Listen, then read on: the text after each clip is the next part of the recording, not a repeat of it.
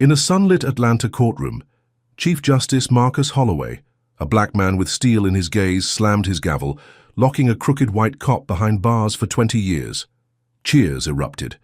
Hours later, sirens screeched as racist officers stormed, his porch cuffs biting his wrists. "I'm the Chief Justice," he roared. They smirked. Not anymore, as cameras flashed his downfall. What twisted game flipped his triumph into this nightmare? Before we dive in, let me know where you're watching from. And if justice fires you up, hit like and subscribe because tomorrow's episode will blow your mind. Marcus Holloway slumped against the cold steel bench in a dimly lit cell, the echo of his own gavel still ringing in his ears from that morning's triumph. His tailored suit, once a symbol of authority, now clung to him, wrinkled and damp with sweat from the night's chaos. The air stank of mildew and urine, a far cry from the polished oak of his Atlanta courtroom. He rubbed his wrists, still raw from the cuffs that had bitten into his skin when those officers dragged him from his porch. Any minute now, he told himself, the precinct captain would storm in, red-faced and apologetic, muttering about a mix-up. After all, he was the Chief Justice of Georgia's Supreme Court, not some street hustler they could toss aside. His arrest had to be a mistake, a glitch in the system he'd spent 30 years mastering. He clenched his fists, picturing the headlines tomorrow, "Justice prevails, Holloway freed." The thought kept him steady, a lifeline in the grime. Then the cell door clanged open, and Lieutenant Victor Crane swaggered in, all 6 feet of him radiating menace under the flickering fluorescent light. His buzzed blonde hair gleamed like a halo gone wrong, and his lips curled into a sneer that made Marcus's stomach twist. Crane wasn't some beat cop. He was a name whispered in black neighborhoods, a predator in blue who'd busted skulls and planted evidence for sport. Marcus straightened, meeting the man's icy stare, refusing to flinch even as his pulse hammered. Crane tossed a manila folder onto the bench, its contents spilling out. Grainy photos of Marcus shaking hands with a shadowy figure, a stack of cash-changing hands, timestamps marking a date from 3 months back. "Recognize this?" Crane's voice dripped with mock curiosity, thick with a drawl that sharpened every syllable into a blade. Marcus squinted at the images, his brow furrowing. He'd never seen that man, never touched that money. "What's this garbage?" he snapped, shoving the photos back. Crane chuckled, a low rumble that bounced off the concrete walls. "That's you taking a bribe to throw the Dawson case, Your Honor. Fixed it for that slimeball cop you sentenced today. Funny how justice works, huh?" Marcus's jaw tightened, heat rising in his chest. The Dawson case had been airtight, a 2-year probe into a white officer who'd gunned down an unarmed black teen in a gas station lot. Marcus had pored over every shred of evidence, ensuring the bastard got 20 years, no parole. "You're delusional," he spat, standing to face Crane eye to eye. "I don't play dirty, you've got nothing." Crane stepped closer, his breath sour with coffee and spite, and tapped the folder. "Oh, I've got plenty. Bank records, witnesses, a nice little video waiting to hit the news. You're done, Holloway." Before Marcus could fire back, the door swung wide again, and a guard barked for him to move. They marched him down a hall reeking of bleach, past cells where men stared with hollow eyes, and into a room where a dozen reporters waited like vultures. Flashbulbs popped, blinding him as mics jabbed at his face. "Chief Justice Holloway, did you rig the Dawson case?" one shouted. "How much did you pocket?" another pressed. Marcus froze, the questions slamming into him like fists. He opened his mouth to deny it, to demand proof, but Crane stepped forward, holding up a tablet. The screen flickered to life, showing a choppy video. Marcus, or someone damn close to him, in a dark alley sliding an envelope into his coat while a voice off-screen muttered about fixing Dawson. The footage was shaky, the face half blurred, but the suit, the posture, it was close enough to sell the lie. Gasps rippled through the pack, and Marcus felt the floor tilt beneath him. "That's not me!" he roared, lunging for the tablet. But a guard yanked him back, pinning his arms. Crane smirked, letting the clip loop, the incriminating frames searing into every lens aimed his way. "Evidence don't lie, folks. Your hero's a fraud." The room erupted, voices overlapping. In a frenzy as Marcus's name morphed into a curse, they hauled him back to the cell, his shouts drowned by the clamor, and slammed the door shut. Alone again, he sank to the bench, the folder's photo staring up at him like a death sentence. His mind raced, piecing it together. Crane had been at the Dawson trial, lurking in the gallery, his scowl burning holes in Marcus every time their eyes met. Marcus Holloway paced the cell, the concrete floor scuffing his polished shoes, each step a countdown to freedom he could taste. The forged video from Crane still gnawed at him, a venomous lie looping in his skull, but his lawyer, a wiry bulldog, named Carla Evans, had pulled strings. Bail was set, a cool 100,000, and she'd posted it before the ink dried. He'd be out by noon, back with Aisha, plotting to shred Crane's frame-up. The guard's keys jangled, a sweet sound. After 16 hours in this pit, and Marcus straightened his tie, reclaiming a shred of dignity. "Time to go, Holloway," the guard grunted, swinging the door wide. Marcus stepped into the hall, the precinct's buzz a dull roar, officers glaring as he passed. Did they really buy Crane's garbage, or were they just itching to see a black man in robes full? He pushed the thought down, focusing on the exit ahead, sunlight spilling through glass doors like a promise. Carla waited outside, her sharp grey suit a beacon, and beside her stood Aisha, all 22 years of her trembling with relief. Marcus broke into a jog, the weight of the night lifting as he hit the steps, arms wide. Aisha crashed into him, her braids brushing his cheek, her sob muffled against his chest. "Dad, I knew it wasn't true," she whispered, and he squeezed her tighter, the world righting itself for a split second. Carla clapped his shoulder, her voice crisp. "We've got a press conference in 2 hours. You're clearing your name today." Marcus nodded, exhaling, believing the nightmare might actually end. Could a single day flip from hell to hope this fast? He let Aisha go, turning to thank Carla when a crack split the air, sharp and final. Pain seared his shoulder, a hot lance, tearing through muscle, and he stumbled, blood blooming red on his white shirt. Aisha's scream pierced the chaos as he hit the pavement, gravel biting his palms. "Shoot her!" Carla yelled, diving for cover, but Marcus's eyes locked on the T precinct roof, a glint of metal winking in the sun. Another shot rang out, pinging off the steps, and the crowd scattered, shrieks drowning the sirens now wailing. Marcus rolled behind a parked car, clutching his arm, the wound pulsing with every heartbeat. Aisha crawled to him, her face streaked with tears, and he pulled her close, shielding her as boots thundered down the steps.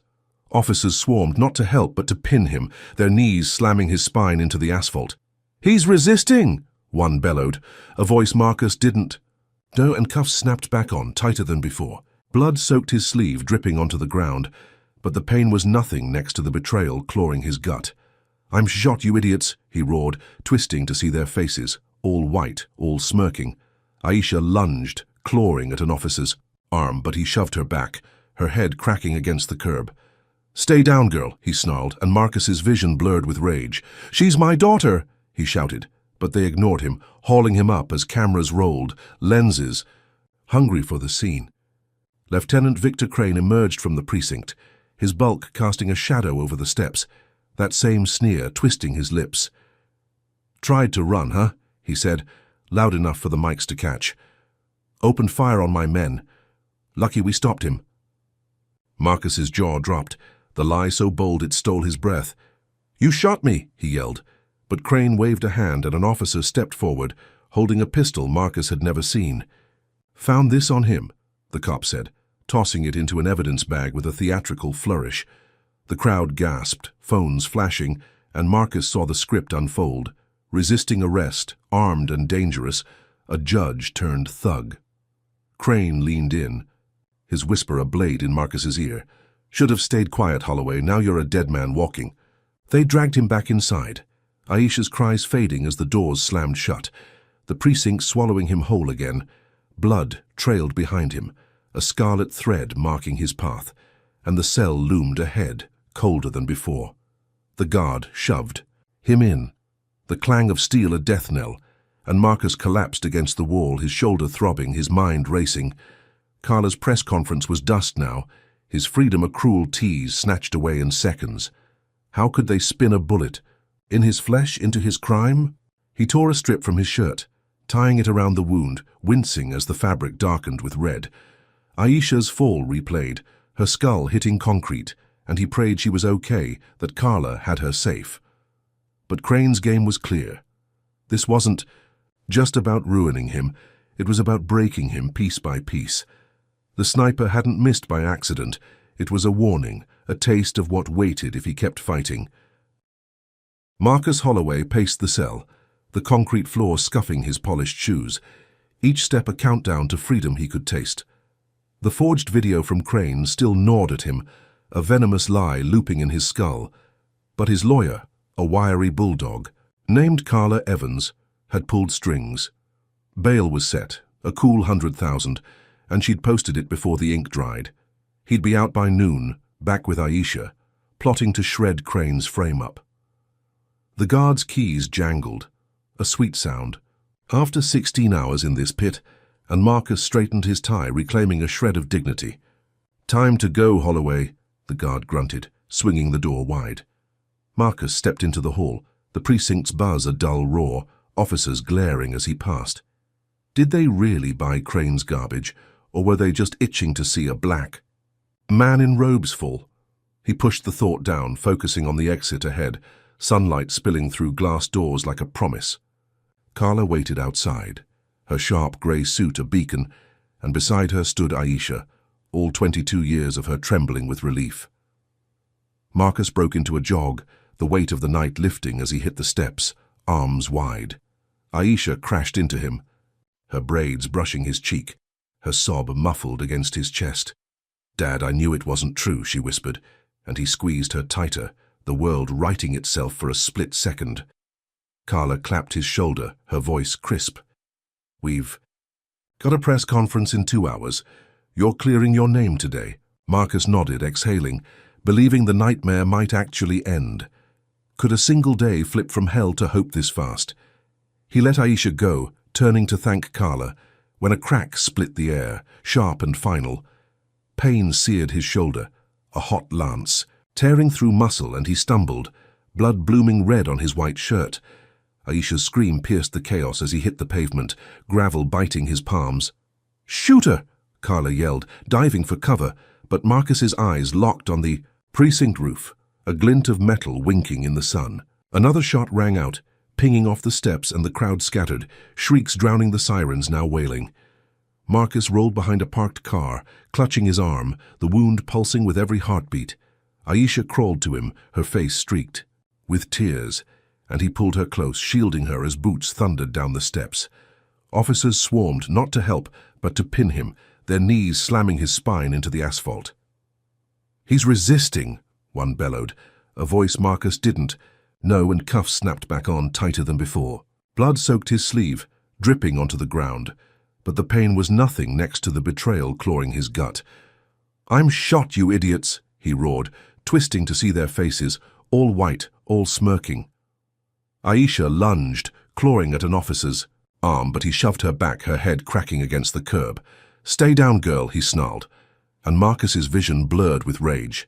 "She's my daughter," he shouted, but they ignored him, hauling him up as cameras rolled, lenses. Hungry for the scene, Lieutenant Victor Crane emerged from the precinct, his bulk casting a shadow over the steps, that same sneer twisting his lips. "Tried to run, huh?" he said, loud enough for the mics to catch. "Opened fire on my men. Lucky we stopped him." Marcus's jaw dropped, the lie so bold it stole his breath. "You shot me," he yelled, but Crane waved a hand, and an officer stepped forward, holding a pistol Marcus had never seen. "Found this on him," the cop said, tossing it into an evidence bag with a theatrical flourish. The crowd gasped, phones flashing, and Marcus saw the script unfold.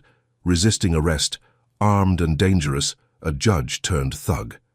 Crane leaned in, his whisper a blade in Marcus's ear. "Should have stayed quiet, Holloway, now you're a dead man walking." They dragged him back inside, Aisha's cries fading as the doors slammed shut, the precinct swallowing him whole again. Blood trailed behind him, a scarlet thread marking his path, and the cell loomed ahead, colder than before. The guard shoved him in, the clang of steel a death knell, and Marcus collapsed against the wall, his shoulder throbbing, his mind racing. Carla's press conference was dust now, his freedom a cruel tease snatched away in seconds. How could they spin a bullet in his flesh into his crime? He tore a strip from his shirt, tying it around the wound, wincing as the fabric darkened with red. Aisha's fall replayed, her skull hitting concrete, and he prayed she was okay, that Carla had her safe. But Crane's game was clear. This wasn't just about ruining him, it was about breaking him piece by piece. The sniper hadn't missed by accident. It was a warning, a taste of what waited if he kept fighting. Marcus's breath hitched, the cell's damp air choking him, but he forced his eyes open, staring at the bars. He'd been naive, thinking bail was the end, that justice would blink and see him. Crane had the precinct, the streets, maybe the whole damn city in his pocket, and Marcus was a fly in his web. The video had been the first blow, this bullet the second, and each hit landed, harder, dirtier than the last. He thought of the rookie cop Crane had framed once, a kid who'd ended up swinging from a bridge after resisting too loud. Was that Marcus's fate now, a noose dressed up as law? The precinct hummed beyond the walls, voices buzzing with glee, and he caught Crane's name, a hero's chant in their twisted hymn. Marcus's shoulder burned, but his resolve hardened, an ember glowing in the dark. He'd survived worse, fought bigger monsters in courtrooms and backrooms, and he wouldn't let Crane win. Not yet. But as the blood pooled beneath him, soaking, the floor doubt whispered louder. The sniper, the planted gun, Aisha's scream, it was a symphony of hate, and Crane was the conductor, grinning as the notes rose. Marcus had thought his gavel could shield him, that his title meant power. Now, bleeding in this cage, he saw the truth. To them, he was just another black man to bury, and they'd dig the hole deep. Footsteps echoed again, and a new face appeared. A skinny cop with a nervous twitch, sliding a tray through the slot. "Eat up," he muttered, avoiding Marcus's gaze, and scurried off. The tray held a stale sandwich, but Marcus ignored it, his stomach a knot of fury and fear. Crane's lie was live now, plastered across screens. Fugitive judge shoots at cops, and the world would swallow it whole. He'd been a symbol yesterday, a black man who'd cracked the system's ceiling, and today he was their punching bag, a cautionary tale for anyone who dared rise. How far would Crane push this? Would Aisha be next, caught in the crossfire of his vendetta? Marcus clenched his fists, the pain sharpening his focus, and vowed to claw back, to expose this snake before it swallowed him. But the cell walls loomed, the blood kept dripping, and the questions piled up, each one a weight he couldn't shake. What kind of man turned a bullet into a badge of honor? Drop a comment with the number 1 if you think Crane's too far gone to stop. Hit like if Marcus deserves a shot at fighting back, and subscribe because this story's only getting wilder. So, what's Crane cooking up next to keep Marcus down, and how's a bleeding man supposed to outrun a lie that big? Marcus Holloway slumped against the cell wall, his shoulder a throbbing mess of blood and torn fabric, the makeshift bandage soaked through. The precinct's hum pulsed beyond the bars, a hive of venom waiting to sting again. His mind churned, replaying Aisha's scream, the sniper's glint, Crane's sneer as they'd hauled him back inside. Bail had been a trap, a cruel lure to paint him a fugitive, and now the world saw him as a cop-shooting thug, not a judge. He pressed his palm to the wound, wincing, but the pain sharpened his focus. He wasn't dying here, not like this. The guard who'd brought the sandwich, a twitchy kid with darting eyes, had lingered too long, his whisper barely audible. "Midnight transfer. Be ready." Marcus hadn't trusted it then, but as the clock ticked past 11, boots echoed down. The hall and the same kid appeared, keys rattling. "Move," he hissed, unlocking the cell, his gaze flicking to the shadows. Marcus stood, legs shaky but firm, and followed, every nerve screaming ambush. The kid led him through a maze of corridors, past snoring drunks and muttering junkies, to a back exit where a van idled, exhaust curling in the humid Atlanta night. "Get in," the guard said, shoving him toward the open door. Marcus hesitated, peering at the driver, a grizzled black man with a scar slicing his brow. "Name's Tyrell," the driver grunted. "Used to clerk for you. Crane's boys killed. My brother. We're square now." Marcus nodded, climbing in, the van lurching forward before he'd even sat. Tyrell wove through back streets, headlights off, the city a blur of sodium glow and looming towers. "They're moving you to Fulton County," he said, voice low. "Crane's got a kill squad waiting. You're dead if you stay." Marcus gripped the seat, blood seeping through his fingers, and pieced it together. Tyrell's brother had been a case years back, a kid gunned down by cops, ruled justified until Marcus overturned it. Loyalty ran deep, and now it was his lifeline. The van screeched to a stop outside a brick building, its sign faded but legible. Reggie's Cuts, a barbershop, tucked in a black neighborhood Crane wouldn't dare patrol. Tyrell hustled him inside, the bell jangling as the door shut. Reggie, a stout man with grey dreads and a limp, met them with a nod, his shop a cocoon of buzzing clippers and gospel radio. "Lay low here," he said, pointing to a back room stacked with old chairs and a cot. Marcus sank onto the mattress, the adrenaline fading, leaving him hollow. Reggie handed him a burner phone, its screen cracked but alive. "Call who you need, we've got your back." Marcus dialed Carla first, her voice cutting through static after 2 rings. "Marcus, thank God Aisha's with me, banged up but safe. Where are you?" He exhaled, relief flooding him, and gave her the address, whispering plans to dig up. Dirt on Crane. Next, he called an old law school buddy, Jamal, now a tech whiz who could hack anything. "Need you to pull precinct logs," Marcus said. "Prove that Sniper was one of theirs." Jamal agreed, his keyboard already clacking.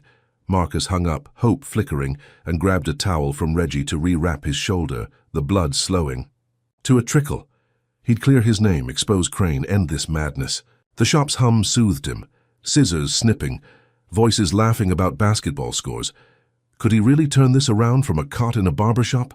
He leaned back, plotting his next move, when glass shattered out front, a deafening crash that jolted him upright. Shouts erupted, boots stomping, and Reggie's voice boomed, "Get out now!" Marcus bolted to the door, peering through a curtain as SWAT flooded the shop, black vests gleaming, rifles raised.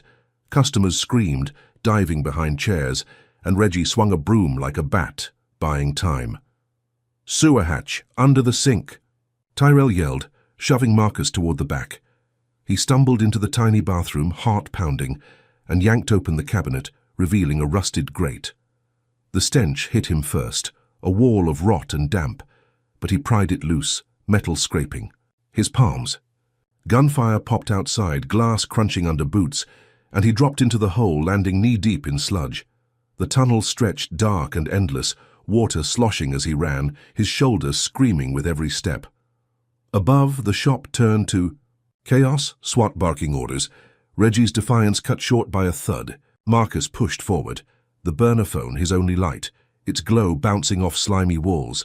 How had they found him so fast? Tyrell's van, the guard's tip, someone had snitched, and Crane's reach was a noose tightening around his neck. The raid wasn't random, it was surgical, a strike to crush his flicker of freedom. He pictured Reggie's face, Tyrell's scar, men risking everything for him, and now they'd pay. The tunnel forked, and he veered left, instinct driving him, the sounds of pursuit fading but not gone. His breath rasped, lungs burning, but he kept moving, the phone's battery blinking red. He'd escaped, barely, but Crane had flipped the board again, turning a safe haven into a war zone. The barbershop would be headlines by dawn, fugitive judges' hideout raided, and those men, his saviors, would be cuffed or worse. Marcus's gut twisted, guilt clawing at him, but he shoved it down. He'd make it right, for them, for Aisha, for himself. The tunnel spat him out near a storm drain, the city sprawling under a moonless sky, and he crawled onto wet grass, chest heaving. Sirens wailed in the distance, closing in, and he staggered to his feet, the phone's last bar of power fading. He dialed Jamal again, voice hoarse. "They hit us. Need a new spot fast." Jamal cursed, promising a pickup, but Marcus knew the clock was ticking. Crane wasn't just hunting him. He was erasing him piece by piece. The shop's destruction wasn't enough. It was a message, a torch lit to burn every bridge Marcus had left. He stumbled into an alley, the burner dying in his hand, and leaned against a dumpster, blood crusting his arm. Tyrell's words echoed, "Dead if you stay." But running wasn't winning, it was surviving, and Crane thrived on that gap. The precinct guard, the sniper, now this, each blow sharper, dirtier than the last. Marcus had thought breaking out was the hard part, that a few calls could unravel Crane's web. Now ankle-deep in sewer muck, he saw the truth. Crane didn't just want him caged, he wanted him broken, a public corpse for every bigot to cheer. The alley stretched quiet, a rare pause, and Marcus caught his breath, mind racing. Reggie's. Broom, Tyrell's wheel. They'd bought him this shot, and he wouldn't waste it. He'd hit back, expose the mole, turn Crane's game inside out. But as headlights flashed at the alley's end, tires squealing, he tensed, unsure if it was Jamal or death rolling in. The SWAT team had been too quick, too precise, and Crane's shadow loomed larger than ever. Marcus had escaped the cell, the van, the raid, but freedom was a ghost, slipping through his fingers with every step.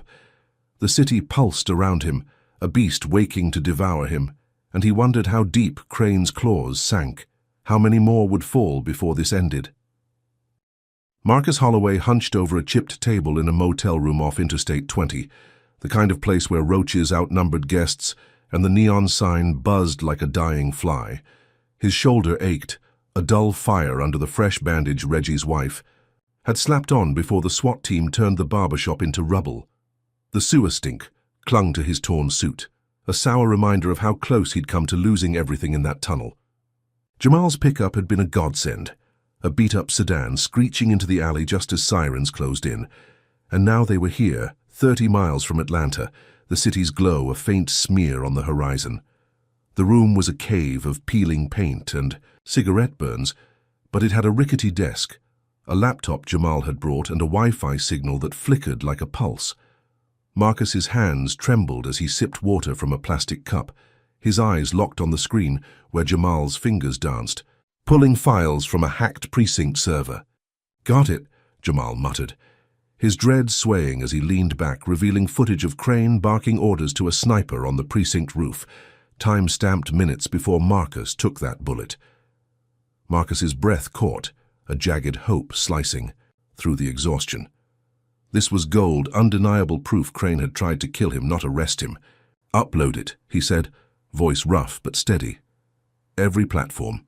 Let the world see." Jamal nodded, his tech magic spinning the clip into a torrent of shares, hashtags lighting up. Justice for Holloway, just Crane lies. Marcus watched the view, count climb, hundreds turning to thousands, then tens of thousands in an hour. Protests sparked outside the precinct, chants echoing through live streams, fists raised against a sea of blue lights. He leaned against the wall, the plaster cool on his back, and let himself believe it. Could this be the break he'd bled for? The motel's thin curtains fluttered as a breeze slipped through a cracked window, carrying the hum of 18-wheelers. On the highway, Jamal cracked a rare smile, slapping the table. "They're eating it up, man. Crane's toast." Marcus exhaled, picturing Aisha safe with Carla, maybe watching this unfold, her faith in him restored. He'd been a ghost since the arrest, a hunted shadow, but now he was a voice again, loud and unshakable.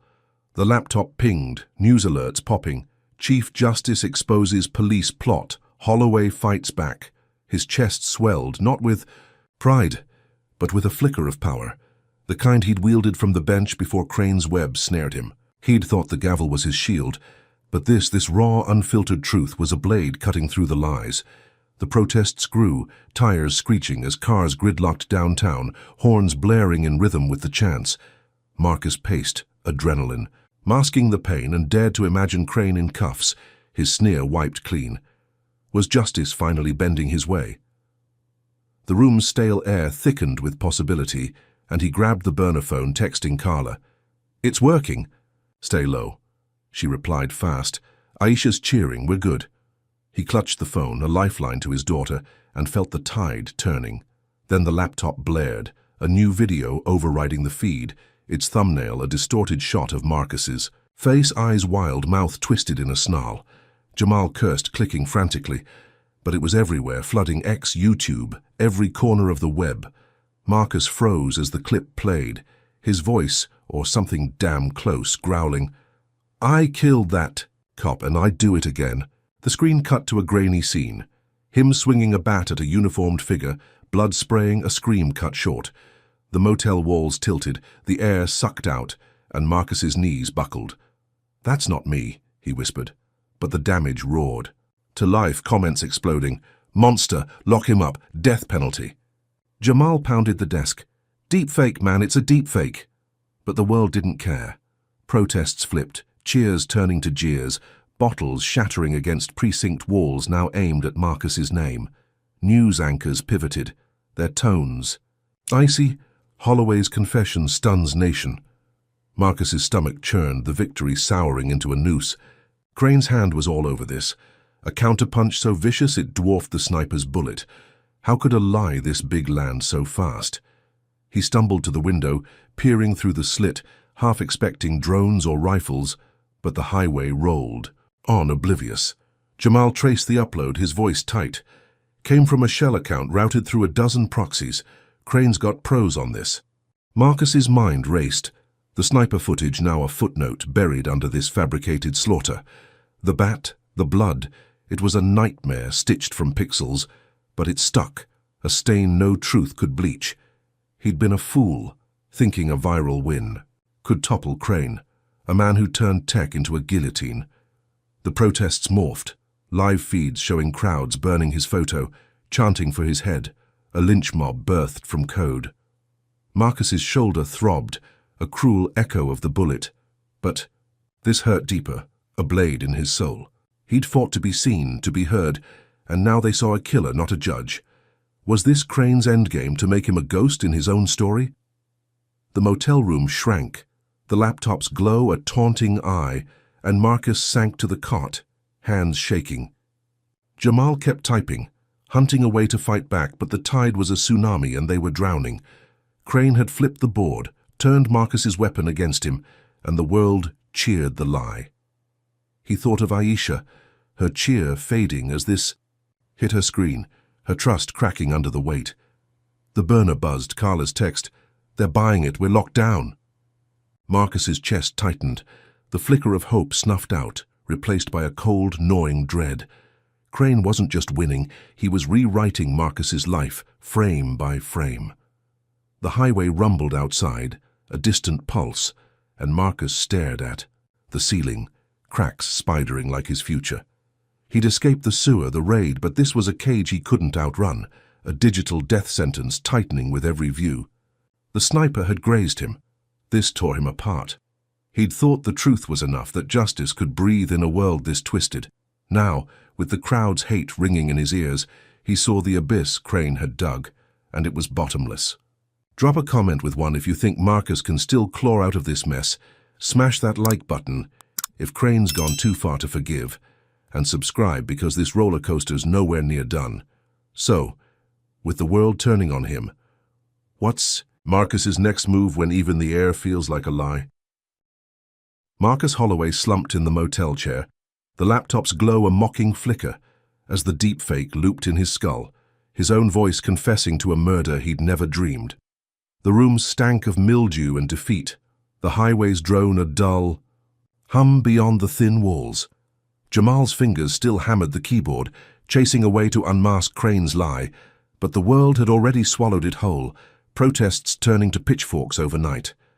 Marcus's shoulder pulsed under the bandage, a steady ache, but it was nothing compared to the dread gnawing his chest.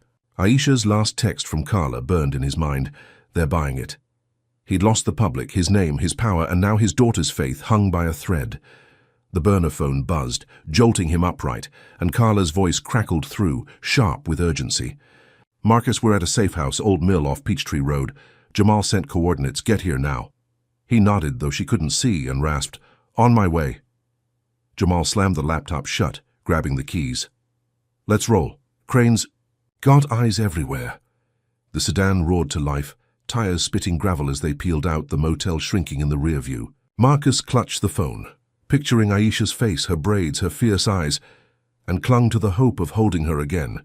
The city loomed closer, sodium lights smearing the windshield, and Jamal wove through backroads, dodging checkpoints, where blue lights flashed like traps. Peachtree Road stretched dark and quiet, The mill a hulking shadow of brick and rust, its windows boarded tight. Jamal killed the engine, and Marcus stepped out, the night air cool on his sweat-soaked skin. Carla emerged from the doorway, her suit rumpled but her spine straight, and behind her stood Aisha, bruised but alive, her lip trembling as she ran to him. He caught her, arms locking around her slender frame, and buried his face in her hair, the scent of her lavender shampoo a lifeline. "Dad," she choked. "I knew it was fake, I knew." He pulled back, cupping her face, her cheek swollen from the curb fall, and forced a smile. "We're getting out of this, baby girl. All of us." Carla nodded, ushering them inside, the mill's floor creaking underfoot, dust swirling in the bay. Dim glow of a lantern. "Plan's simple," she said, spreading a map on a crate. "We've got a car stashed 2 miles west, clean plates. Head to Savannah, lie low with my cousin till we crack Crane's network." Marcus traced the route, his mind ticking, the deepfake sting fading in the warmth of Aisha's grip. Could they really slip George's net? He packed a duffel with water and bandages, Aisha stuffing her law books beside them, her defiance a mirror of his own. They moved fast, stacking supplies, the mill's silence a fragile shield. Then the air split, a roar of engines and shattering wood as the front wall caved in, splinters flying like shrapnel. Marcus dove, pulling Aisha behind a pillar, his heart slamming as figures in tactical gear stormed through the dust, masks glinting, rifles cocked. Not cops, not SWAT, but a militia, their vests patched with Confederate flags, eyes wild with hate. "Holloway!" one barked, voice thick with venom. "Time's up." Bullets chewed the crates, and Carla screamed, "Back exit!" Marcus grabbed Aisha, sprinting for a rusted door, but the militia cut them off, a wall of muscle and steel. He shoved Aisha behind him, fists clenched, ready to fight, when a boot caught his gut, doubling him over. Gasping, he saw them yank Aisha away, her nails clawing air, her cry a blade in his ribs. "Let her go," he roared, lunging, but a rifle butt cracked his skull, stars bursting as he hit the floor. The leader, a wiry man with a buzz cut and a scar splitting his lip, knelt over him, tossing a note onto his chest. "Surrender, or she dies," he read aloud, grinning as Aisha's screams faded, the militia dragging her to a van outside.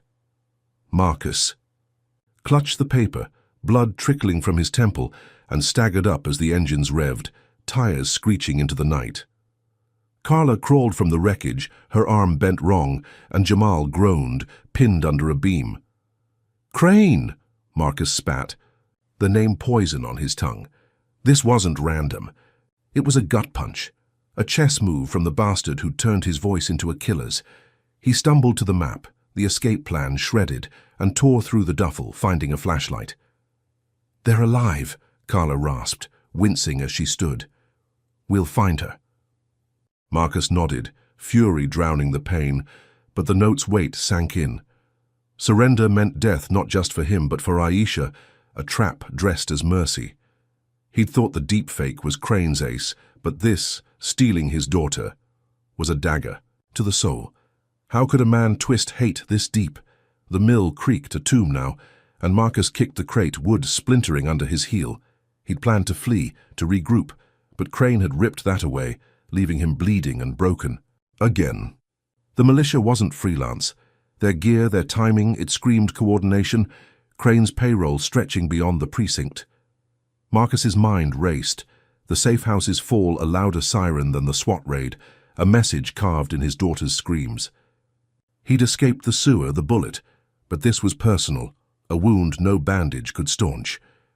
"He wants me to give up," Marcus said, voice low, handing Carla the flashlight. "But I'm taking her back." She nodded, grim, and Jamal shoved the beam off, standing with a grunt. "Then we hit him where it hurts," he said, eyes hard. Marcus balled the note, tossing it into the dark, and turned to the door, the night swallowing his shadow. Crane's voice crackled through a TV in the corner left by the militia, a live feed from the precinct. "Holloway surrendered," he lied, smirking at the cameras. "But he's still a threat. Stay vigilant." The broadcast cut to Marcus's mugshot, then Aisha's face labeled missing, a taunt in pixels. Marcus's fists tightened. nails digging into his palms, the lie a fresh cut. Crane wasn't just framing him, he was erasing him step by step, and Aisha was the bait to seal it. The mill's air thickened, rage and fear choking him, but he forced his legs to move, following Jamal to the car stash. The deepfake had turned the world against him, but this was Crane flexing, showing he could snatch what Marcus loved most and laugh while doing it. The van's taillights were long gone, Aisha's fate a void he couldn't see, and every second stretched the gap wider. He'd thought the motel was rock bottom, the viral winner lifeline, but Crane had claws everywhere, sinking deeper with each blow. The car loomed ahead, a rusted hatchback, and Marcus slid in, the engine coughing to life. He'd surrendered once, walked into Crane's cuffs thinking it'd save her, but the broadcast proved it was a sham, a play to bury him alive. The road stretched west, Savannah a ghost now, and Marcus vowed to turn east, back to Atlanta, to rip Crane's empire apart. The sniper, the raid, the deepfake, they were loud, but this silence, Aisha's absence, was a scream he couldn't mute. Crane wanted him broken, a shell begging for mercy, but Marcus would fight, even if it killed him. Marcus Holloway sat shackled in the courtroom, the same Atlanta chamber where he'd once ruled, now a cage of oak and scorn. His suit hung loose, stained with blood and sweat, a far cry from the robes he'd worn 7 days ago. The gallery buzzed, packed with reporters and gawkers, their whispers a swarm of wasps stinging his ears. Aisha's absence hollowed him out, her screams from the mill echoing louder than the gavel's crack, as the judge, a pinched white man named Hargrove, peered down with cold eyes. Marcus's wrists chafed under the cuffs, his shoulder a dull roar, but he sat tall, refusing to break. The deepfake had turned the world against him. Crane's militia had stolen his daughter, and surrender had been a lie broadcast to bury him. Could this trial be anything but a guillotine? The prosecutor, a slick hawk named Daniels, strutted, forward laying out Crane's tale. Marcus, a corrupt judge turned fugitive, shot at cops, torched a barbershop, confessed to murder online. Evidence piled up, photos of the planted gun, the sewer grate, the motel laptop, each a nail in a coffin, built from lies. Marcus's lawyer, Carla, her arm in a sling from the mill, fought back, her voice a whip cracking through the noise. "This is a sham," she snapped, slamming the hacked sniper footage onto the table, Crane's orders to kill frozen on screen. Daniels scoffed, calling it doctored, but the gallery shifted, murmurs rippling. Marcus watched, a flicker of hope. Battling the dread, his mind on Aisha, chained somewhere by Crane's goons. Was she still breathing, still fighting like he'd taught her? The trial dragged, hours of legal sparring, Daniels painting Marcus as a menace, Carla clawing at the frame-up. Then a surprise witness shuffled in, a rookie cop named Ellis, all 20-something nerves and freckles, his uniform crisp, but his hands shaking. "I saw it," he stammered, eyes darting to Crane in the back row, that sneer etched deep. "Lieutenant Crane planted the gun, faked the resisting, told me to keep quiet or I'd end up like Holloway's kid." The room exploded, gasps and shouts, Hargrove banging for order as Marcus's heart lurched. Aisha, a bargaining chip, waved in his face, and this kid had cracked Crane's wall. Carla pounced, grilling Ellis, pulling dates, times, a confession that matched the sniper clip. Daniels floundered, his polish peeling, and Marcus felt the tide nudge, a whisper of justice in the storm. Could one voice really topple Crane's? Tower. Hargrove recessed, then returned, his ruling sharp. Charges dismissed, evidence tainted, Holloway's free. The cuffs fell, clattering to the floor, and Marcus stood, legs trembling, the gallery a blur of cheers and jeers. Carla gripped his arm, whispering, "We've got a shot now," and he nodded, vowing to find Aisha, to gut Crane's empire. He stepped into the hall, air thick with flashbulbs, reporters shouting, "Chief Justice cleared." Freedom tasted, bitter, incomplete without his daughter. But it was a weapon he'd wield. Night fell as he slipped into Carla's car, the city's pulse a distant throb, and they headed to a friend's loft, a temporary shield. Marcus showered, the hot water stinging his wounds, and pulled on a borrowed shirt, plotting his next strike. Crane wouldn't stop. The dismissal was a slap he'd return tenfold. Could Marcus hit back before the next blow landed? He stepped onto the balcony. the skyline glittering, and breathed deep, the weight of the week lifting just enough to think. Then smoke curled into his nose, acrid and sharp, and screams pierced the quiet below. He bolted to the railing, eyes widening as flames licked the horizon. His house 5 miles away, a torch in the dark. Carla rushed out, phone buzzing with alerts. Arson at Holloway's residence, suspect at large. Marcus's knees buckled, the victory crumbling, and he ran downstairs, Carla trailing, the car screeching toward the blaze. The street was chaos, neighbors coughing in pajamas, fire trucks wailing, and his home, a 2-story sanctuary of memories, roared with orange fury. He shoved through the crowd, heat searing his face, and saw it, glinting in the wreckage. Aisha's necklace, a silver star he'd given her at 16, half melted in the ash. His throat closed, a sob choking him, and he dropped to the pavement, clutching the metal, its edges cutting his palm. "No," he rasped, the flames mocking him, Crane's hand a ghost in the smoke. Firefighters battled the inferno, water hissing, but it was gone. Every photo, every book, every trace of his life with Aisha, ashes now. Carla knelt beside him, her voice tight. "He's sending a message. She's not here, Marcus, she's not." He nodded, clinging to that, but the necklace was a taunt, a dagger Crane had plunged from afar. The crowd thinned, whispers of "he did it" floating, and a cop approached, not Ellis, but a burly vet, with Crane's smirk. "Found this too," he said, tossing a gas can stamped with Marcus's initials, a prop so blatant it screamed "setup." Reporters swarmed, lenses zooming, and Marcus staggered up, the dismissal a hollow echo as Crane's revenge roared louder. The house wasn't just a loss, it was a stage, a new act in the frame-up, Aisha's necklace, the curtain call. He'd walked free hours ago, thinking the gavel had saved him, but Crane had torched that hope, turning liberty into a trap. The fire's heat lingered on his skin, a brand of hate, and Marcus's vow hardened, a steel core in the wreckage. Crane wanted him shattered, a shell crawling back to beg, but this was fuel, a blaze he'd turn on its maker. Carla pulled him to the car, the necklace cold in his fist, and he stared at the dying flames, mind racing. The rookie had cracked the case, but Crane had cracked his world, each blow sharper, crueler than the last. The dismissal was a win he couldn't hold, a breath before the chokehold tightened. Drop a comment with one if you think Marcus can turn this fire into his fight, hit like if Crane's crossed a line no man should, and subscribe because this story's burning hotter every second. So, with his house in ashes and Aisha still gone, how's Marcus going to strike back when Crane's playing with matches and lives?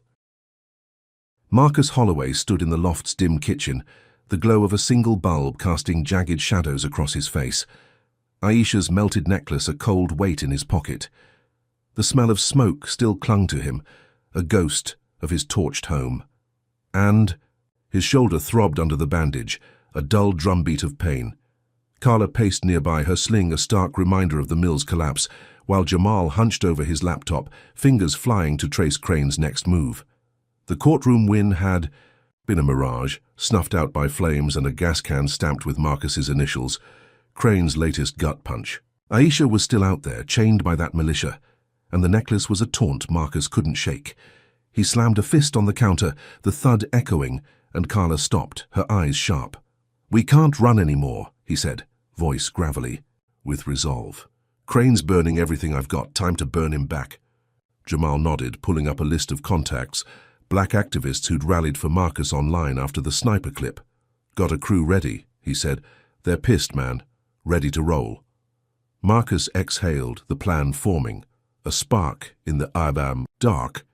He'd hit Crane where it hurt in public, with truth as his weapon. The loft buzzed as they worked, calls bouncing between burner phones, a network of voices eager to fight. By dawn, they'd rallied 12, a tight knot of fury. A teacher named Keisha, whose brother Crane had framed, a mechanic Darnell, who'd lost a shop to police raids, others each scarred by the same blue venom. They met in a warehouse off MLK Drive, its walls tagged with faded murals, the air thick with dust and defiance. Marcus stood on a crate, the necklace glinting as he held it up. "This is what Crane took," he said, voice steady. "My daughter, my home, my name. We're taking it back." Keisha crossed her arms, nodding, while Darnell cracked his knuckles, eyes hard. They mapped it out. A press conference Crane was set to hold at noon, gloating about restoring order. Marcus's crew would crash it. Air-hacked bodycam footage Jamal had snagged. Crane beating a black teen bloody in a back alley, his laugh chilling the audio. The plan was tight, reckless, but alive. And Marcus felt the old fire, the judge who'd faced down corruption from the bench. They rolled out at 11, 3 cars weaving through Atlanta's midday snarl, the precinct looming ahead, a grey fortress swarmed by news vans. Marcus rode with Keisha, her grip tight on the wheel, and clutched a megaphone. The footage loaded on a tablet. The crowd thickened as they parked, reporters chattering, Crane's voice booming from a podium out front, all polished lies about Holloway's reign of terror. Marcus stepped into the throng, his crew fanning out, and raised the megaphone, its crackle slicing through Crane's spiel. "You want the truth?" he roared, voice raw but unyielding. "Here's your hero." Jamal hit play, the tablet's screen mirrored on a hacked precinct jumbotron. Crane's fist slamming the teen's jaw, blood splattering asphalt, his snarl clear. "Stay down, boy."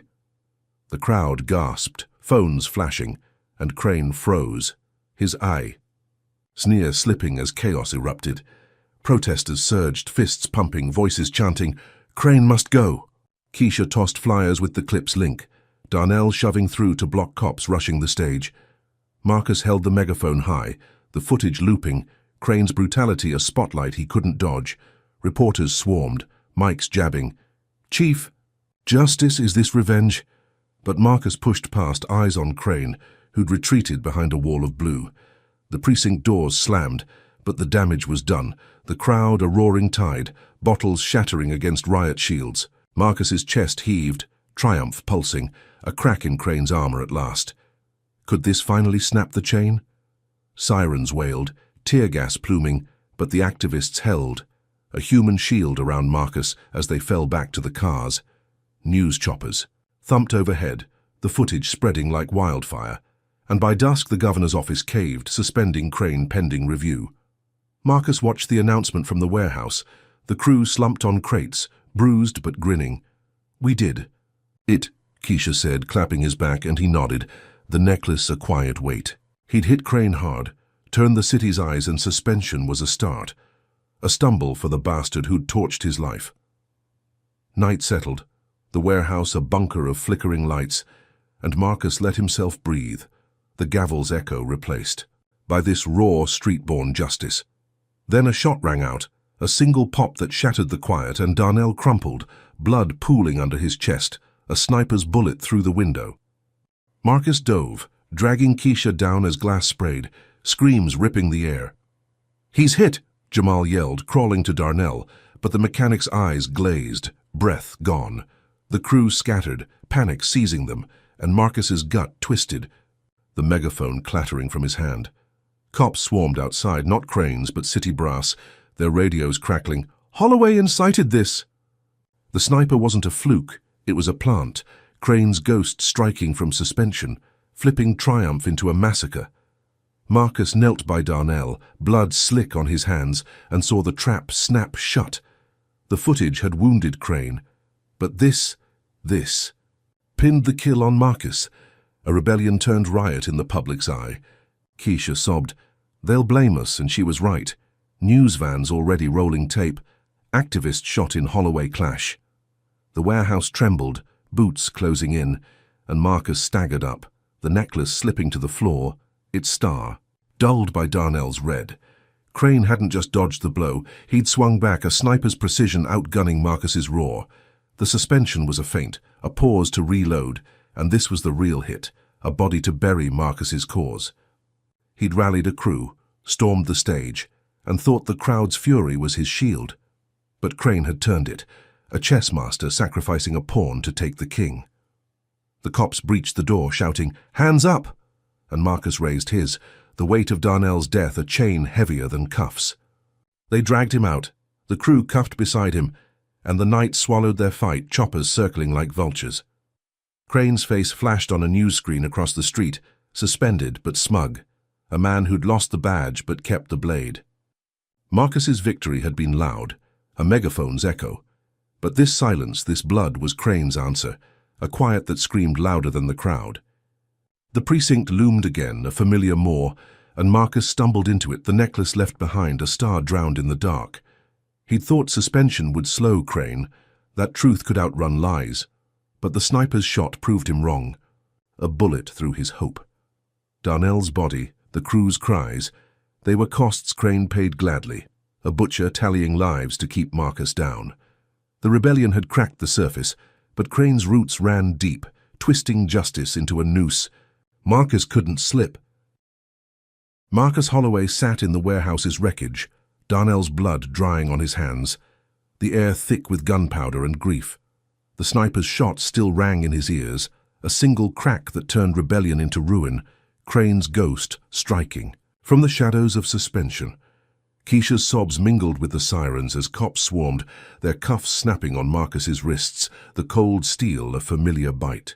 The precinct loomed ahead, a grey beast swallowing him again, but this time he didn't fight, his head high despite the weight of Darnell's death.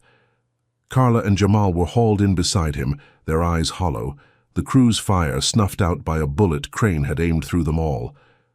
The cell was the same, dank and dim, but Marcus felt different. A man stripped to bone, Aisha's necklace lost in the chaos, her fate a void he couldn't fill.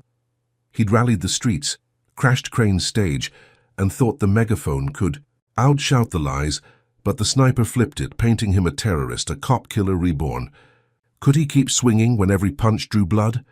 The hours bled together, the precinct's hum a taunt until Carla's voice cut through, sharp from the hall.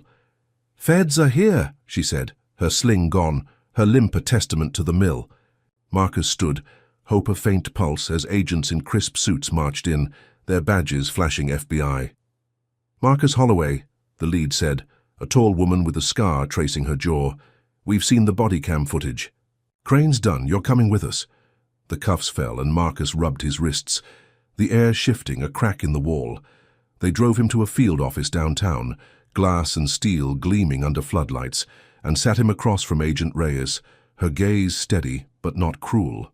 "We've got Crane on tape," she said, sliding a tablet over, the alley beating looping, Crane's laugh a knife in the dark. "Assault, corruption, conspiracy. He's in custody, live on air right now." Marcus leaned forward, the screen, cutting to Crane, cuffed and snarling, shoved into a black SUV outside the precinct, cameras flashing like a storm. His chest loosened, a breath he'd held since the gavel first fell, and he gripped the table, the sniper's echo fading. Was this the end of Crane's reign? Reyes laid out the deal. Marcus hands over every scrap. Sniper logs, deepfake traces, militia ties, and they'd bury Crane for good. He nodded, spilling it all, the barbershop raid, the mill ambush, Aisha's kidnapping, his voice steady as he handed them the burner's call logs. Jamal's hacks, Carla's files, they piled up a mountain of rot Crane couldn't dodge. The arrest aired live, pundits gasping, "Lieutenant Crane falls," and Marcus watched, the precinct's blue wall crumbling under federal boots. Reyes stood, offering a handshake. "You're clear, Holloway. Go home." He almost laughed. The word a ghost, his home ashes now. But he shook her hand, the weight lifting, a chance to find Aisha, to breathe. They cut him loose at dawn, the city waking to a new script. Crane's mugshot plastered on every screen, Marcus's name a whisper of redemption. He met Carla outside, her car idling, and slid in, the silence heavy but alive. "We did it," she said, and he nodded, picturing Crane's cell, the sneer locked behind bars. Could justice finally hold? The day stretched, a blur of calls to Jamal, plans to track the militia, when the radio blared, a voice cutting through static. "Breaking news, Governor Ellis pardons Lieutenant Victor Crane, citing insufficient evidence." Marcus's blood froze, the car swerving as Carla cursed, slamming the dash. "What?" he rasped, grabbing the phone, news feeds confirming it. Crane strolling free, grinning at cameras, his suspension a footnote, the arrest a farce. The pardon hit like a sledgehammer, every brick of hope pulverized. and Marcus's hands shook, rage boiling where relief had bloomed. Reyes called, her tone clipped. "Governor's in Crane's pocket. We're not done, but he's out." Marcus hung up, the betrayal a noose, Crane's claws deeper than the feds could reach. He'd turned himself in, handed them the truth, and they'd let the snake slither free. How could a pardon erase blood?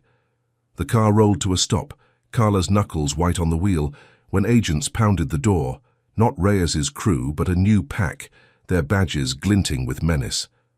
"Marcus Holloway," one barked, "you're under arrest for treason, fabricating evidence against a state official." The cuffs snapped back on, tighter, biting into scars, and Marcus's jaw dropped, the world tilting again. They dragged him out, Carla shouting, "This is insane!" But the agents shoved her back, their faces stone. The precinct swallowed. Him once more. A revolving door of hate, and they tossed him in a cell, the clang a death knell. Treason, a life sentence, a charge so wild it mocked the sniper, the fire, the deepfake. Crane's pardon wasn't just freedom. It was a whip, lashing Marcus back into the pit. The feds turned pawns in a game he couldn't see. He sank to the bench, the cell's chill seeping in, and pieced it together. The governor's voice on that broadcast, oily and smug, a puppet Crane had strung up high. The body cam, the arrest. It was theater. A pause to reload, and this treason rap was the real blow, a lie so big it dwarfed the rest. Marcus's mind raced, Aisha's face flickering, her necklace gone, her life a bargaining chip Crane dangled, beyond reach. He'd thought the feds were his shield. That truth could topple a titan, but Crane's roots sank into the state's core, a cancer justice couldn't cut. The cell walls loomed closer now, and he clenched his fists, nails digging.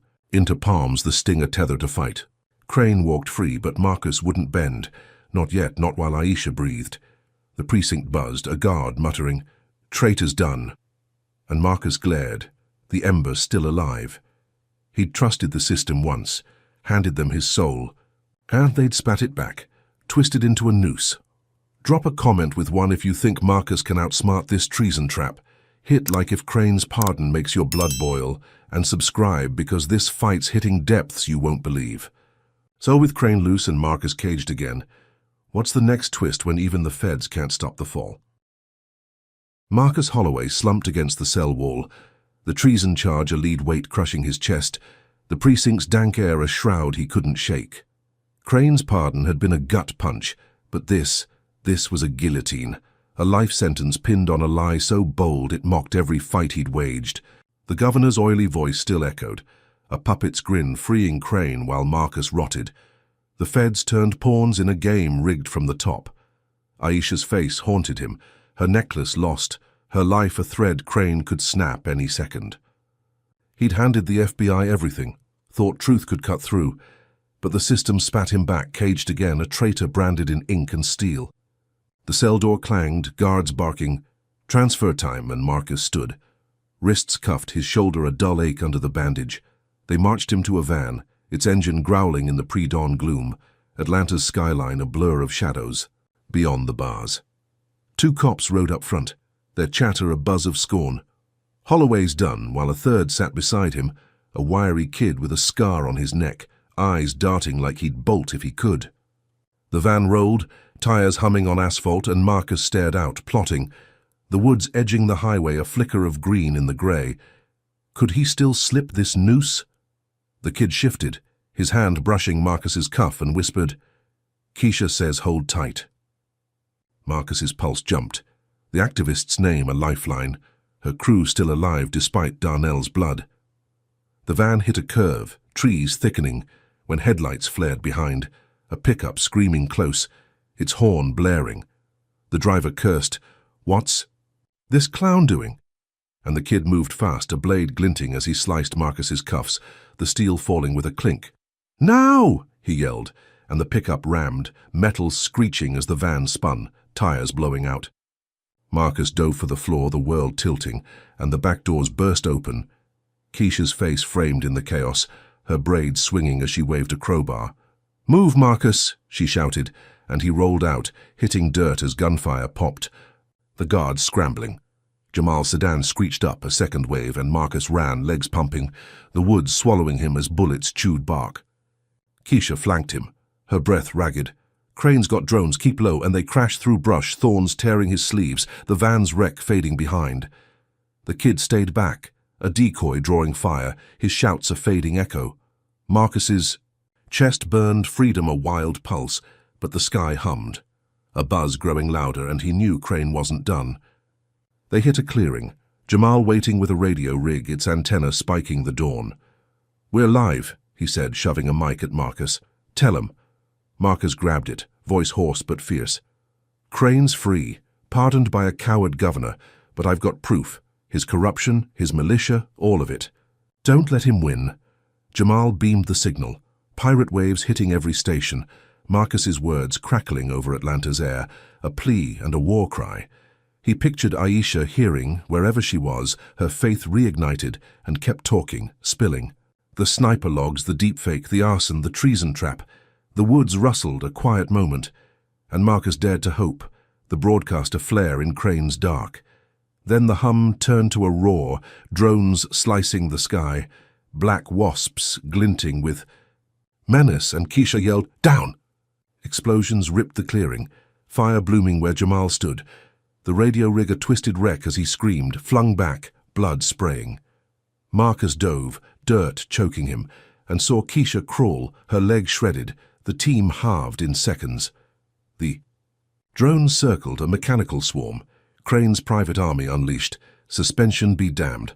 Marcus dragged Keisha behind a stump, her gasps wet with pain, and watched the flames lick Jamal's body, his friend's fight snuffed out. The broadcast cut, static hissing, and Marcus's gut twisted. The woods a graveyard now, Crane's reach, a claw from hell. He'd escaped the van, rallied a stand, thought the airwaves could shield him, but Crane had flipped it, bombs raining where words had soared. The drones buzzed off, their work done, leaving silence and smoke, and Marcus cradled Keisha, her pulse weak, her eyes fluttering. "Stay with me," he rasped, tearing his shirt to bind her leg, blood soaking through fast. Jamal's death was a sledgehammer. The team's heart ripped out, and Marcus's broadcast, his last shot, was ash now, a signal Crane had drowned in fire. The woods stretched, a maze of green and grey, and Marcus staggered up, pulling Keisha with him, her weight a burden he'd bear. The van's wreck was miles back, the kid likely dead, a sacrifice Crane wouldn't blink at. This wasn't just revenge, it was annihilation, a tech-fueled purge, proving Crane's pardon was a license to kill. Marcus's mind raced. Aisha's face a beacon, the treason charge a ghost compared to this slaughter.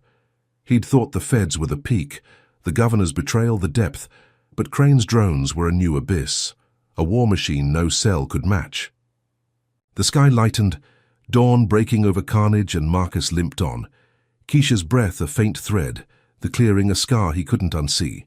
He'd broken out, spoken out, and Crane had answered, not with cuffs, but with bombs, a tyrant unbound, by badges or bars.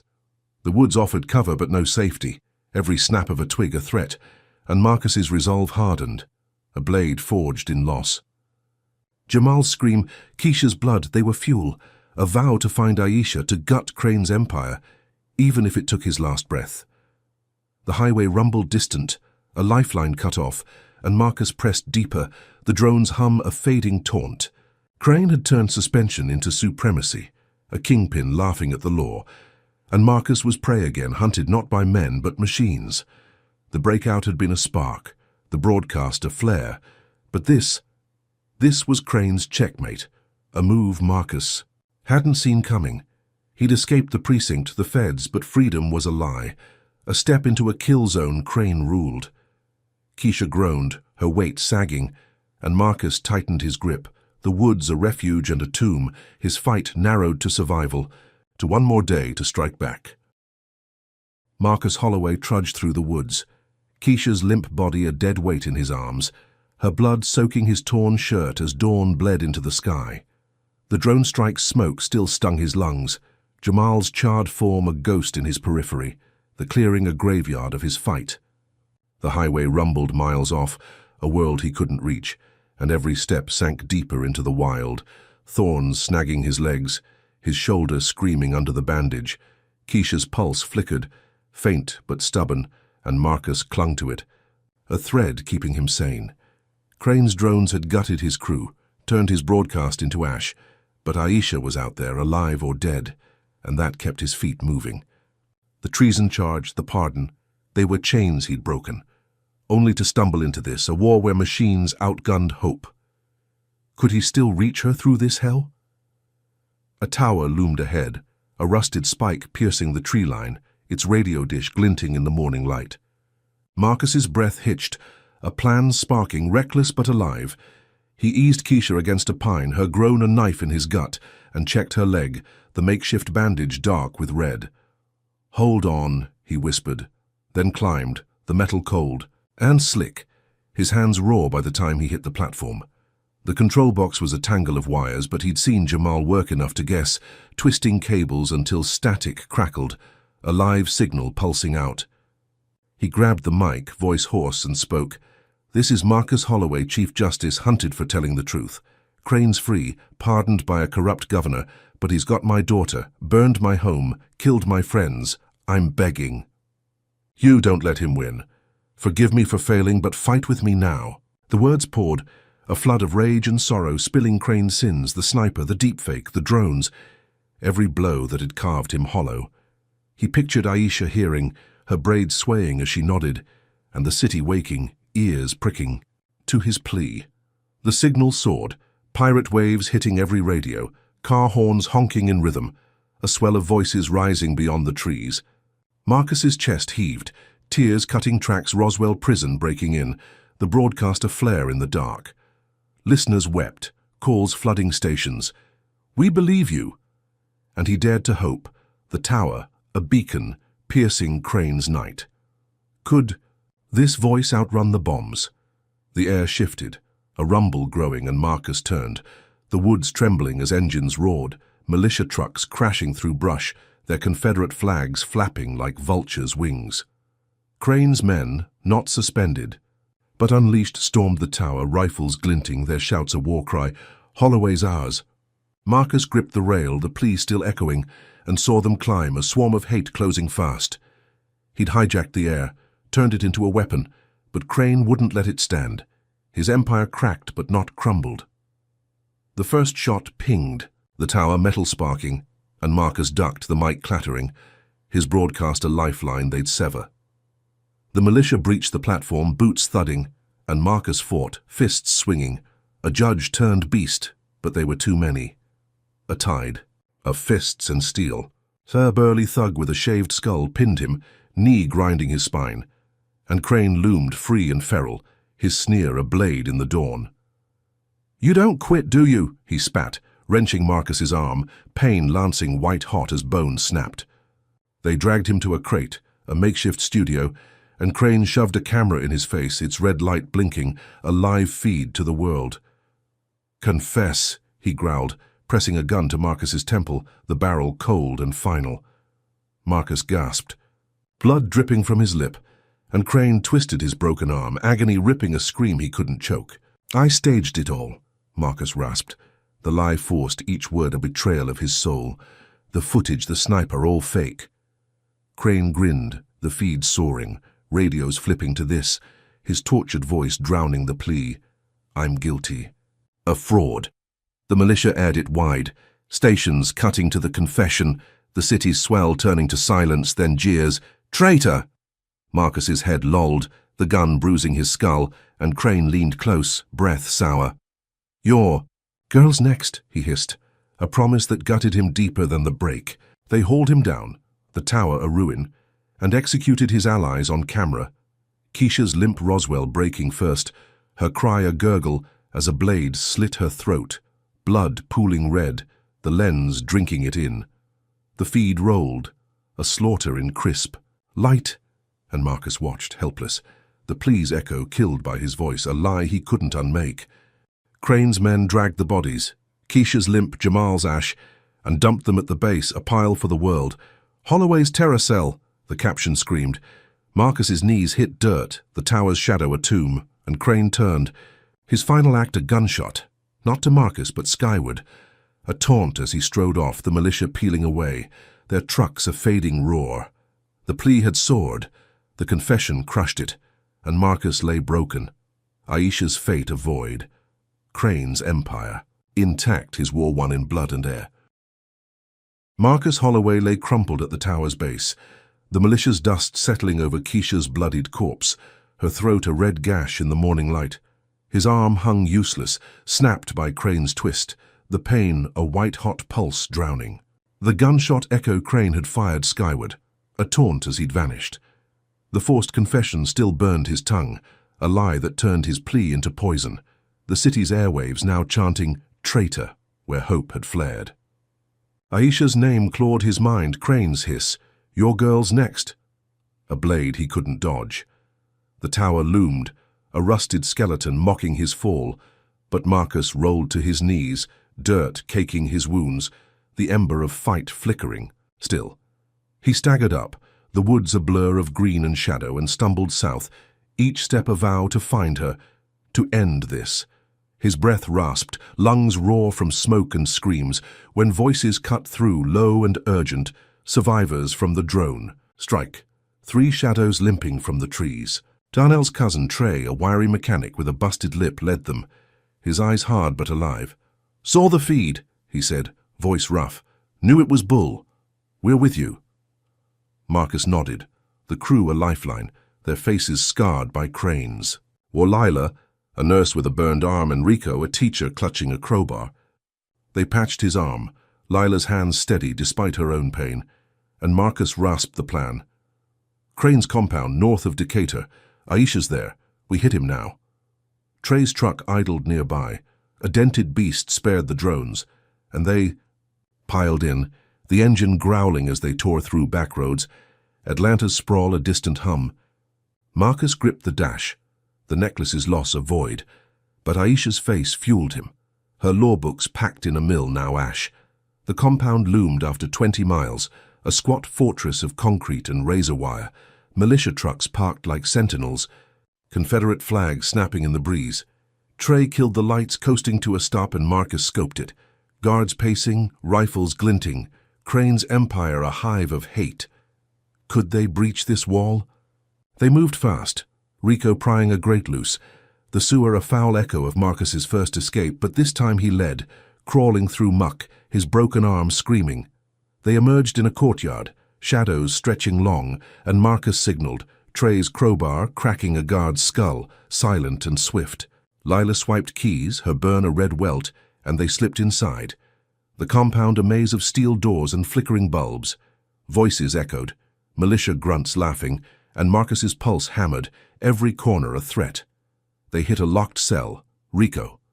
Jimmying it open, and there she was, Aisha, chained to a pipe, her braids matted, her cheek bruised, but her eyes fierce. "Dad!" she croaked, and Marcus rushed her, snapping the cuffs with Trey's bolt cutters, her arms locking around him, a lifeline in the dark. "I heard you," she whispered, "on the radio before." He nodded, tears cutting tracks, and pulled her up, her legs shaky but strong. Crane's taunt had been bait, and Marcus had bitten the crew his fangs now. They turned to bolt, Rico scouting. When boots thundered, Crane bursting in, his bulk filling the door, a pistol cocked, his sneer a storm. "Knew you'd come," he said, militia flooding behind, rifles raised, the trap sprung.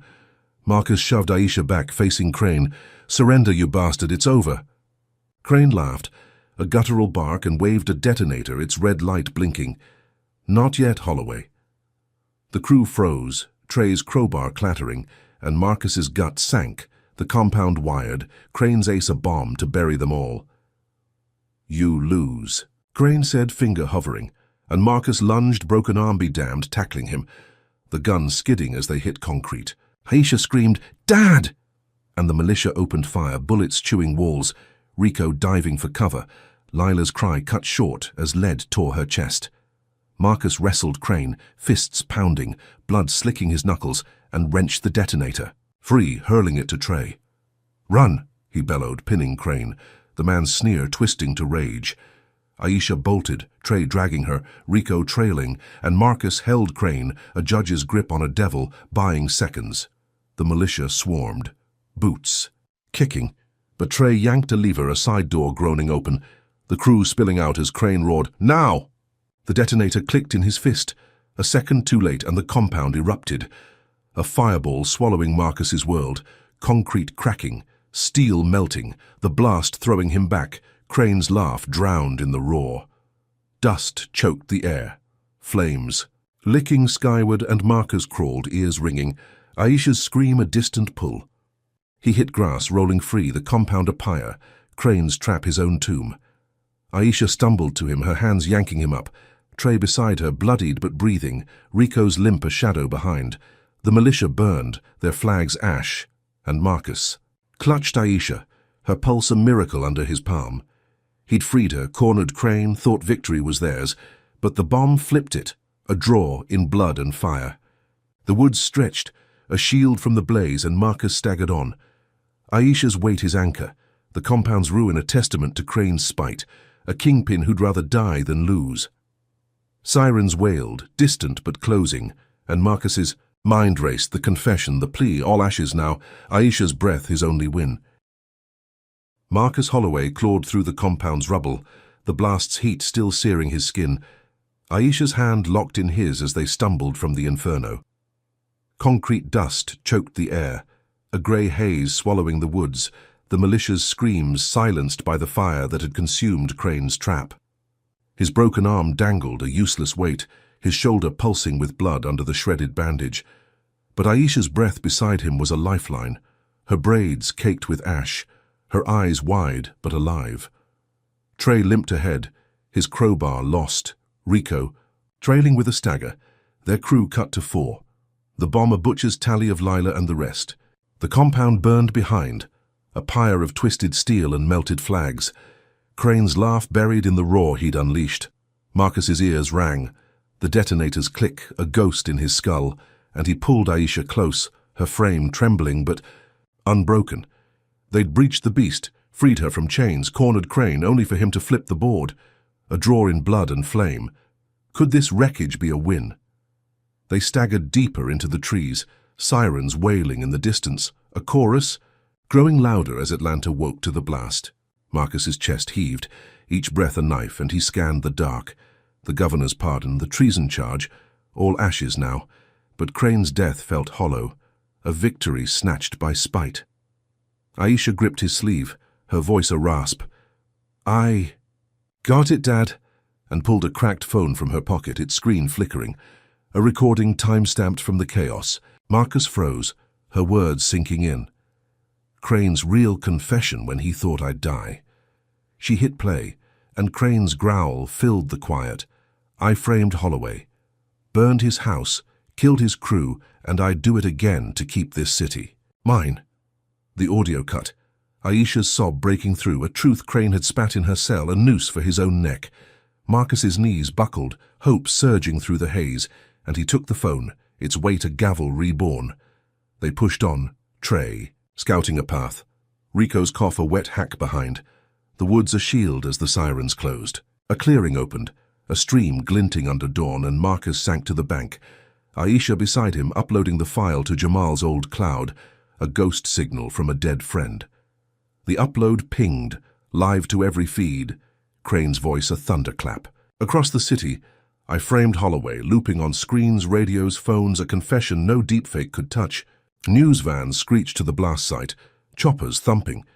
And Marcus watched the feed from Aisha's phone, pundits stammering, "Crane's dead, a hero stopping Holloway," until the recording hit, flipping the script. Protests erupted, fists smashing precinct glass, voices roaring, "Justice now!" The governor's face flashed, pale and sweating, his pardon a joke as calls flooded. "Resign!" Marcus's lips twitched, a grim smile, the truth a blade cutting Crane's empire at last. Aisha leaned into him, her head on his good shoulder, and whispered, "We did it," her law school grit shining through the bruises. The feed rolled, Crane's heroic death a lie shredded by his own words, and the governor buckled, a presser at noon. "I'm stepping down, effective immediately," his voice a whimper as the city cheered, a tide Marcus had turned from ash. He'd lost everything, home, crew, name, but this was a spark, a win carved from ruin. Could justice breathe in this grave? The phone dimmed, battery fading, and Marcus coughed, blood flecking his lips, the blast's toll creeping in, his chest tight, each breath a struggle. Aisha's eyes widened. "Dad!" And he waved her off, forcing a nod. "I'm fine." But the wood spun, his vision blurring, the stream's gurgle a distant hum. He'd fought Crane's cuffs, snipers, drones, bombs, and won Aisha back. Handed the city its truth, but his body faltered, ribs cracked, lungs wet, the cost of every blow piling high. Trey knelt. "We need a doc."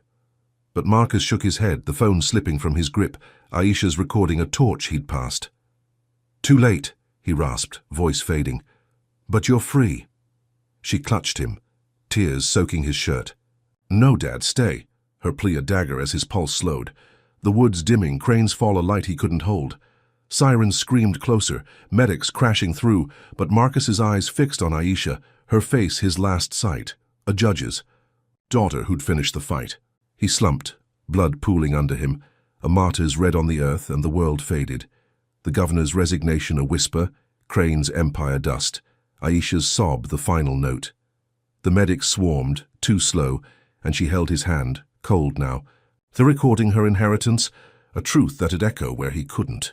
The city burned with rage and redemption, a scales tipped by a man who'd begged forgiveness, but found it in her eyes, a justice too late to save him. This story of Marcus Holloway, a black Chief Justice ensnared by systemic racism, reveals brutal truths about power, resilience, and sacrifice. The first lesson is the unrelenting force of institutional bias. Marcus's title couldn't shield him from racist police, corrupt officials, or a governor's pardon of Crane, showing how deeply prejudice roots itself in systems meant to uphold justice. It's a stark reminder that status alone doesn't protect against hate. It can even make you a bigger target. Second, resilience can defy the odds, but not always outrun them. Marcus fought back with cunning, hacking footage, rallying activists, hijacking airwaves, yet each victory birthed a fiercer backlash from snipers to drones, proving that standing up to racism demands relentless grit, often at a devastating cost. Third, truth is a double-edged sword. Marcus's pleas and Aisha's recording toppled Crane, but his forced confession under torture flipped public trust, highlighting how manipulation can twist even the strongest evidence. Finally, sacrifice defines justice's price. Marcus lost his home, friends, and life, yet his death sparked a reckoning with Aisha carrying his torch. It's a bitter lesson that change often demands martyrs, their blood-watering seeds of reform. This story urges us to see beyond headlines, to question power, and to fight for those crushed by it, even when the battle feels lost. So, what's your takeaway from Marcus's war against a racist system? Drop a comment with your thoughts. Hit like if his fight stirs you, subscribe for more raw truths, and share to spread this call for justice. Thank you for joining this journey. May you find strength to challenge the Cranes in your world and hope to see justice rise from the ashes.